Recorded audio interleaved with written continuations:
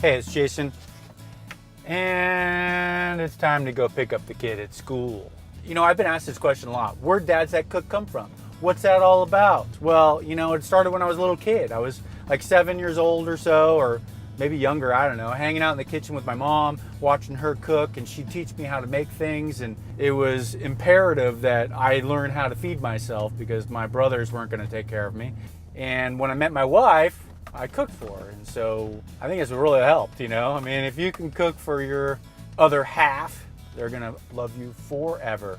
And after a while, it pretty much made sense for me to kind of hang out and cook and take care of the family, and take care of the kid, drive them to school and pick them up and go to the activities, and while Michelle worked. And over the years, I ran into and met a bunch of other dads just like you. I met dads that liked to cook for their families, who made great food, great meals.